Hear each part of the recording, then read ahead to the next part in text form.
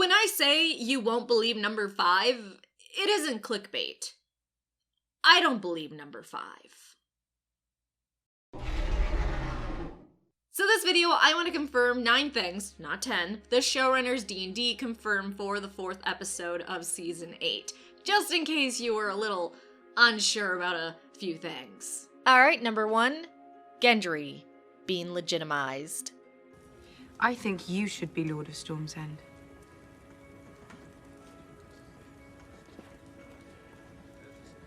I can't be, I'm a bastard. No. You are Lord Gendry Baratheon of Storm's End, the lawful son of Robert Baratheon, because that is what I have made you. Yes, as Dany said, she was being clever and believing Gendry and the Stormlands would then fight for her since she made the Lord legitimate and in control of the domain. But the showrunners D&D said that Dany also did this as a way to control the feast. She let them know they don't have to be so sad and down and that they can celebrate this and their victory. To Lord Gendry Baratheon of Storm's End.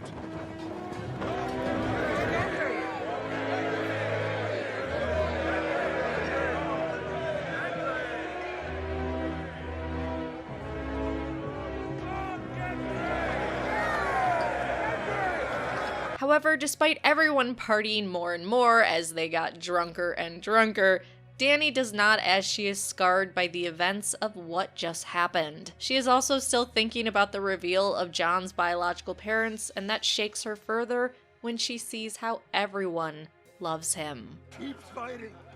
He climbed on the fucking dragon and fought. What kind of person climbs on a fucking dragon? A madman or a king?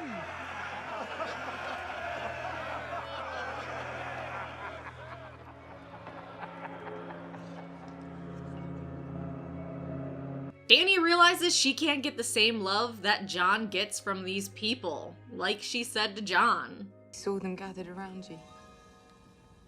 I saw the way they looked at you. I know that look. So many people have looked at me that way, but never here. Never on this side of the sea. Which is a beautiful callback to Viserys saying something very similar to her. The last hope of a dynasty, Mormont. The greatest dynasty this world has ever seen on my shoulders since I was 5 years old. And no one has ever given me what they gave to her in that tent. Never. Not a piece of it. Dany now knows how that feels. Doesn't feel great, does it? You can kind of understand why he went off in a rage. I never thought we'd see the day when Dany went through what her brother did, but here we are, and here I am feeling bad for Viserys again, which I shouldn't because that guy was messed up. To me. You are a horse lord slut, and now you've woken the dragon. Number 2. Jon did reject her for being his aunt.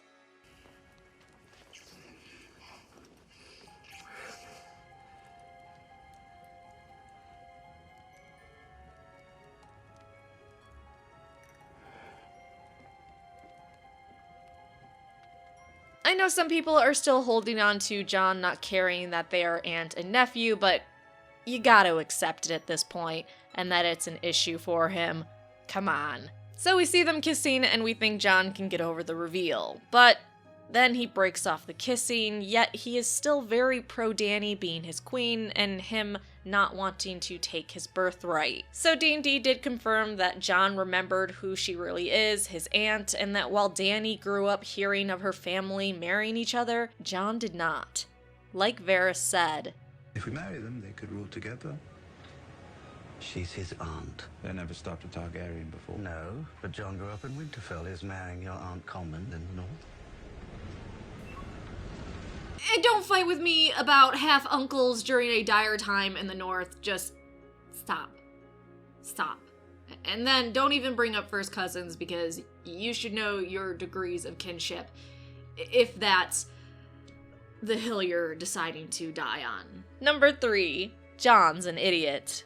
He's a family man and thinks things can stay the same even with his biological parents revealed. That's just... how naive can you be? You know nothing. I'm still upset he said this. We're family. The 4 of us. The last of the Starks. I've never been a Stark. Jon, yes, you always have been, and you still are. Why are you being a hypocrite, dude? You don't need to choose. You're a Greyjoy. And you're a Stark. Anyways, D&D confirmed Jon was naive enough to believe he can have it both ways. Tell Sansa and Arya, and maintain loyalty to Dany. But he just doesn't realize how damaging this information is, which... why not, dude? Why does Jon think that it's going to be so easy to just reject the throne and that's it? Maybe Maester Aemon never really set him down and went into the whole tale of all the reasons he went to the Wall. Which maybe Jon ends up going back up north again and starts a new Night's Watch because of that. Because he realizes, okay, I'm gonna do what Maester Aemon did. Of course, in all that vein, and not another number because I always cheat on lists. They confirm Sansa tells Tyrion because she knows what will happen. So D&D said that she learned from Littlefinger too well and knows that information will spread like wildfire. So she knows telling Tyrion means he will tell Varys, and so on. They're also saying she can now think many steps ahead in the game, just like Littlefinger did. No. Number 4, Jaime does actually love Brienne, but he went back to Cersei because he also loves her and he's addicted to her. She's hateful. And so am I.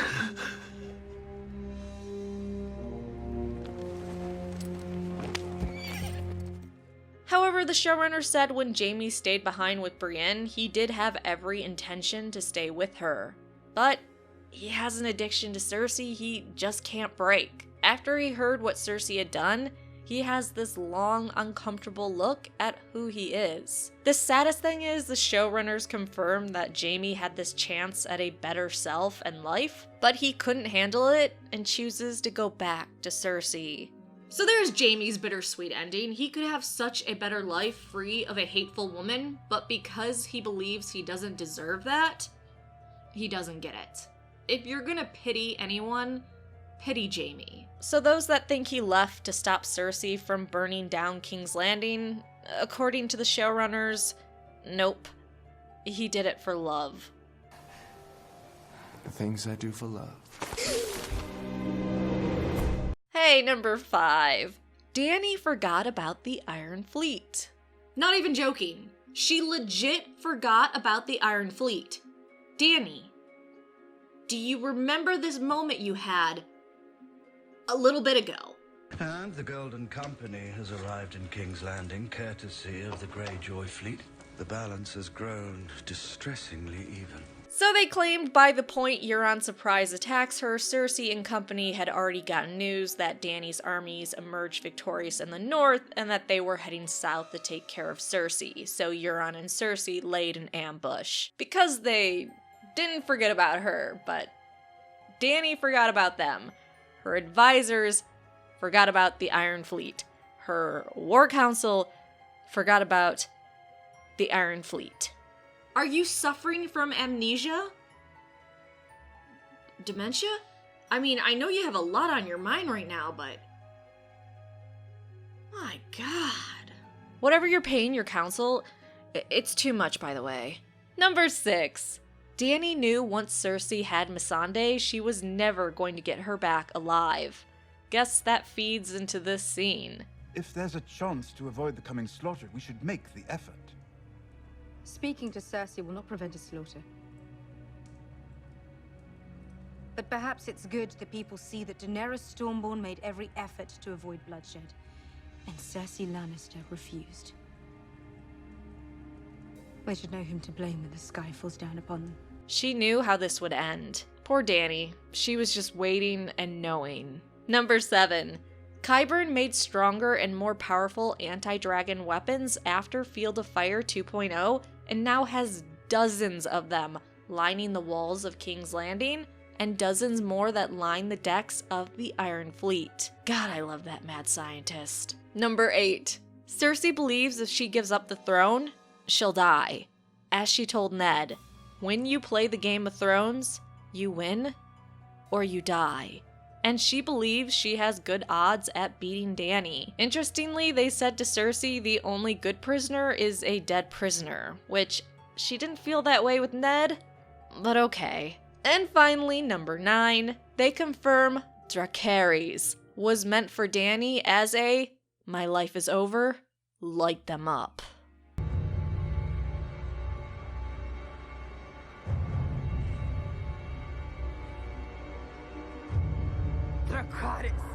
Missandei was telling her, burn them to the ground. I know some people thought this was a warning to Dany about wildfire, but according to the showrunners, nope.